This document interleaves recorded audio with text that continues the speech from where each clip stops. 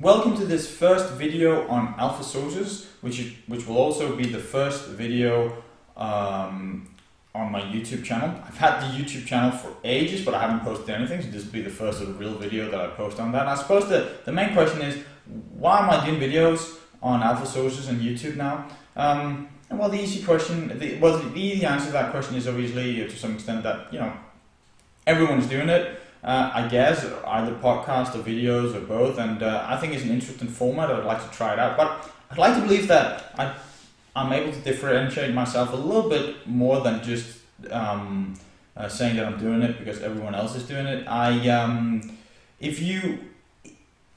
have two objectives with this video, basically. One is to explain a little bit about what goes on at Alpha Sources in terms of how I think about the site, and Alpha Sources is basically my website, my blog, and it's I've had it for, I've had the site since 2005, and it's kind of like I've used it for different things, but in the last 24 months I've redeveloped the site and used it a little bit differently, and I'm putting up stuff more regularly now, so I'd like to kind of explain what I'm trying to do, and also explain where the videos come into this, and what I'd like to try to achieve with the videos. In the main, Alpha Sources is a way for me to present my writing and my ideas. And I emphasize writing because that's who I am. I am a writer. I can't escape that. I'm doing videos today. I've done some podcasts, but I'll never be a video presenter, a professional video presenter, that's for sure. I write my day job. I've done that since the first day that I stepped out of university. I don't think I'll ever have a job where I don't write. Whenever I have an idea, I'll tend to write it down first. So that's what I'll continue to do. And on Alpha Sources, my writing is split in kind of three sections.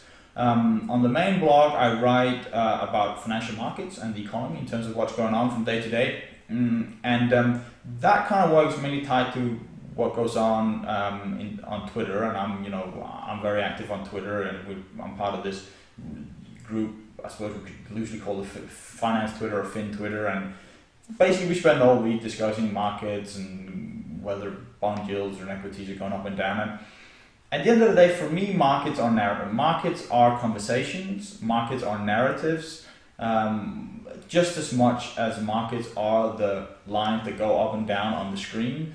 And that's basically what I try to capture in some of these posts on Alpha Sources, where I write about what's going on in the market. I post some charts. I try to visualize my ideas, and that's what I do in Twitter as well. And to be fair, that's what I try to do in my day job as well, where I write about the European economy. I think investors and in general, no matter what kind of investor you are, you'll tend to consume the market through narratives, and I try to it's my job, I think, and to be very close to what that narrative is and try to distill that. So I'll continue to do that. I might even take some of those ideas into the videos, although that's not really my plan.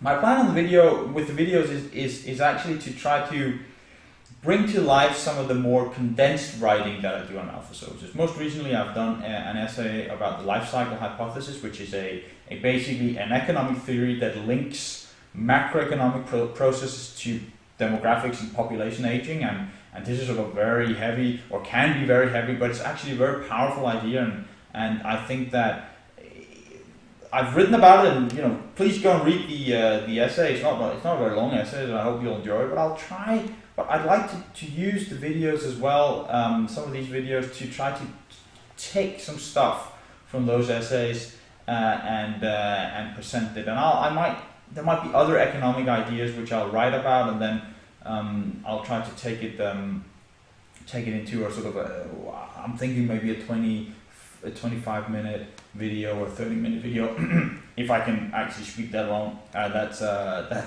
question in itself. But that's kind of my idea. Most recently, at the moment, I'm just about finishing a big essay about global capital flows and balance of payments, and I'll put that up soon. It has to be edited. It has to go through a little bit of work before, but I hope that will be done soon. And moving on, I'll write other stuff, and I hope that I'll be able to use the videos to bring some of those ideas to life.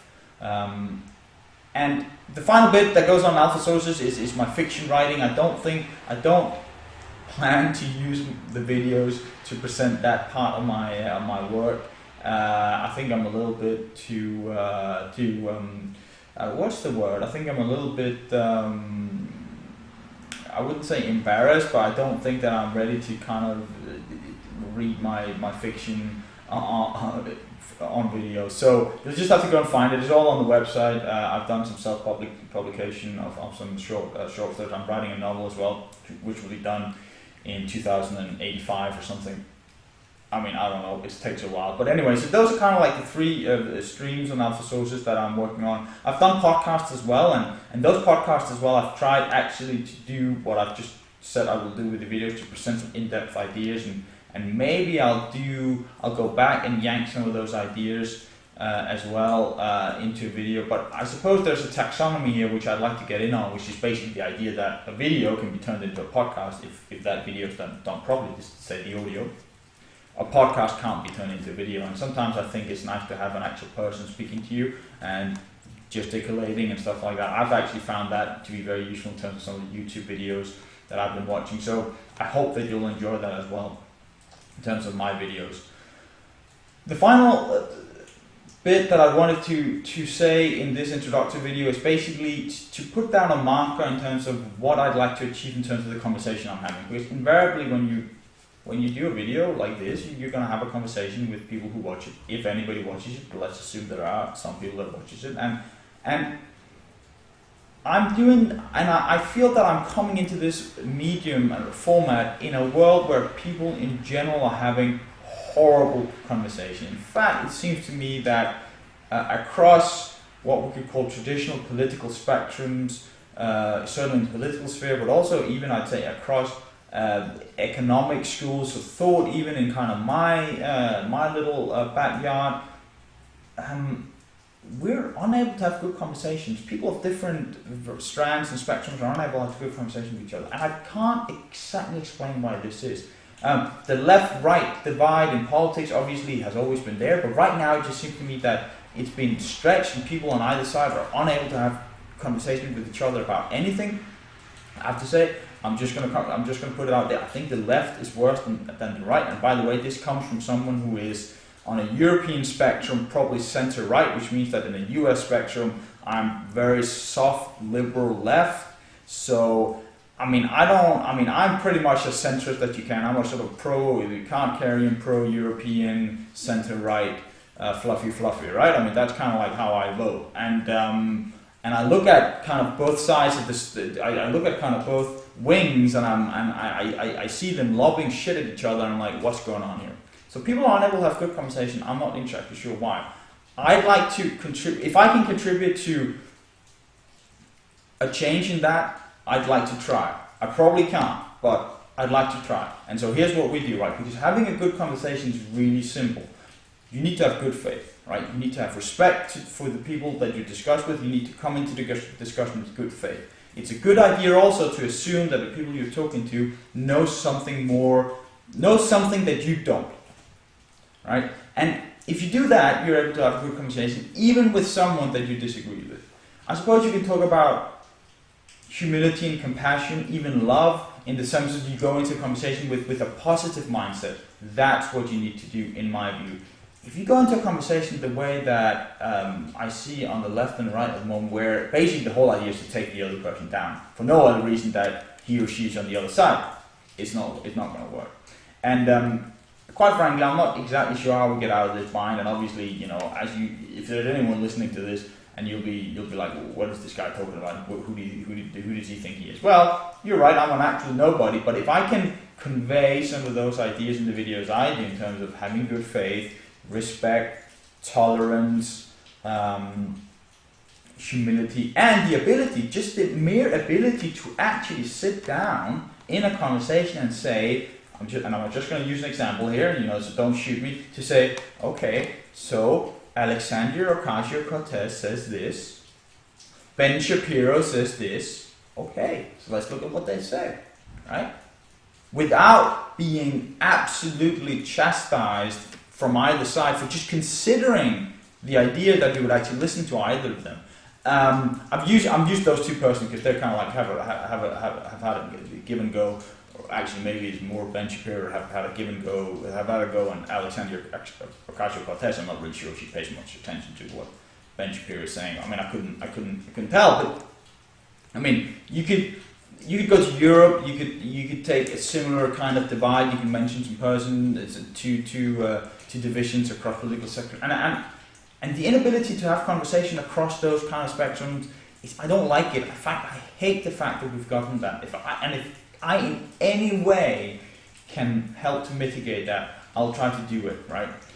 Which is to say, how am I going to do it by talking about economic ideas? Well, obviously not. But I'm saying that is obviously true. But what I'm trying to say is I'm going to try to have good faith conversations, and I'm going to try to incorporate all views. And if I ever get into some of my political views in some of the videos, which can't be ruled out, I promise that I'll try to keep it as good faith and as common sense as possible. Because if we can't do that, I think we're doomed no matter what we do. In any case, I won't take more of your time. Thanks for watching. At the end of the video, you'll get some information in terms of how to contact me. And on the YouTube channel, you'll also get some links to my website and in terms of what's going on. I'll also try to put on a time scale, a frame in terms of when some of these videos are going up, if you're interested in it. Again, this is a format that I'm not very familiar with, so I'll have to try a little bit. By the way, this is being recorded on a I'm basically, my setup is I have a Logitech the webcam. I'm using a Yeti microphone, which is down there on the floor. I mean, this is probably not the perfect setup, to be fair, but I'll learn as I go along, and I hope I'll get to a more stable setting in the future. In any case, thanks for watching.